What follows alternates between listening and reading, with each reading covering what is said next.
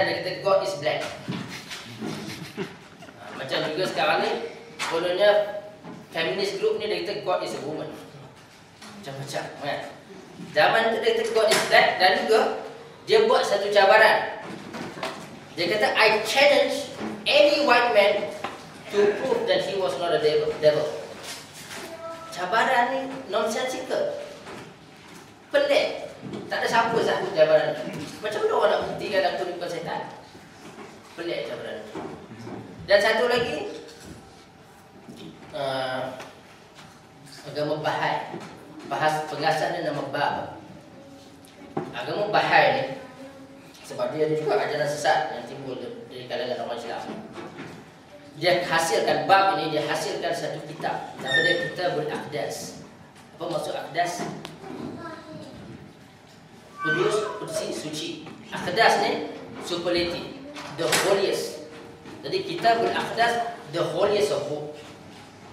Dia hasilkan kitab ini dalam bahasa Arab.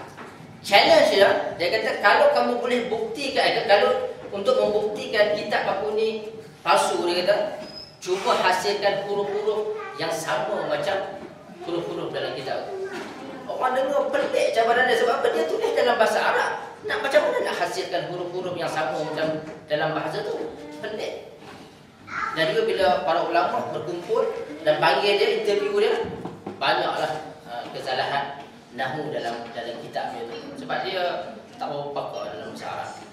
Kitabul Aqdas. Jadi cabaran dia tu tak ada siapa sahut. Sebab apa? Cabaran itu tak perlu. Tetapi Al-Quranul Karim yang diturunkan kepada Rasulullah SAW, orang Quraisy pada zaman itu perlu menyahut cabaran. Kenapa? Kerana apa yang dibawa oleh Rasulullah SAW ni mencabar kedudukan sosioekonomi dan politik mereka. Mencabar agama nenek moyang mereka, menjaga ekonomi mereka. Sebab apa? Orang datang ke Mekah pada masa itu, berkumpul, seluruh bani-bani di semenanjung Arab berkumpul, bawa patung mereka, bawa berhala mereka, berkumpul di Mekah. Merupakan salah satu kegiatan ekonomi zaman itu. Mencabar ekonomi orang pada zaman itu. Dan juga dia mencabar dari segi politik, kerana sehingga bila Rasulullah SAW berhijrah ke Madinah, bina kekuatan, orang sanggup berperang. Kerana apa? Dia mencabar dari segi politik. Dan juga bayangkan tuan-tuan dan puan-puan, apa yang mereka mula buat semenjak Rasulullah SAW menyebarkan Islam secara terbuka. Sebahagian pendapat mengatakan 20 tahun. Sebab berbeza dan pendapat antara Iqra' dan Rasulullah SAW disuruh menyampaikan Islam secara terbuka. Jadi lebih kurang 20 tahun lah berjuang Rasulullah ini menyampaikan Islam, sehinggalah dia berjaya membuka kota Mekah semula. Dan apa yang orang musyrikin buat? Mula dengan lembut, ditawarkan wanita. Yang kedua, ditawarkan harta. Yang ketiga, ditawarkan pangkat. Tak terima ke semua. Bila sebut tawarkan pangkat ni, kita nak kena faham juga bahawa Islam ni, Rasulullah SAW zaman dia, motif dia bukan kuasa. Kalau motif dia kuasa, dia dah terima ada orang lebih pangkat ada. Orang nak nanti dia raja di Mekah itu. Tapi tak terima. Sebab itu saya kutuk tuan-tuan dan puan-puan di dalam kitabnya.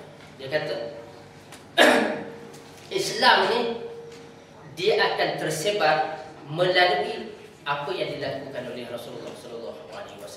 Cara Rasulullah.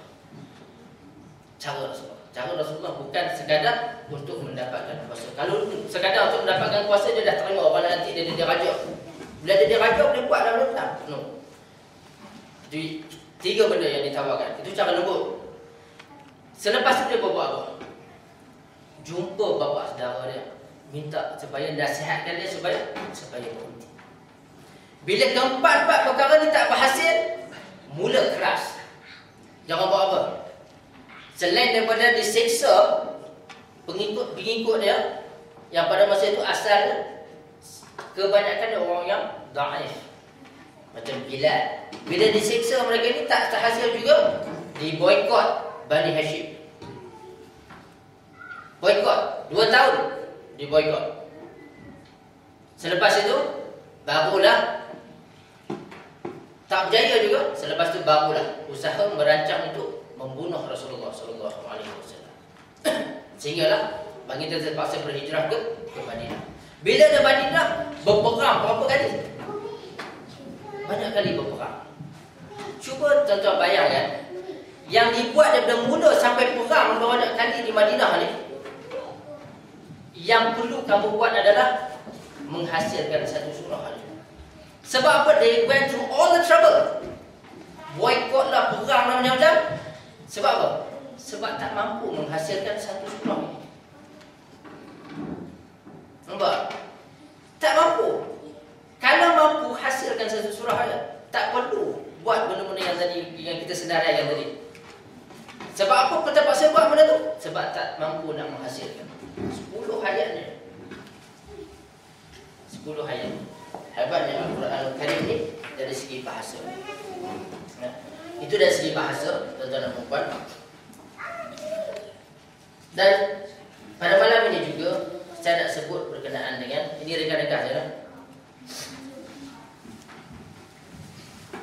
Pada malam ini juga saya nak sebut satu lagi aspek di dalam Al-Quran Al-Karim ini yang kadang-kadang orang salah faham.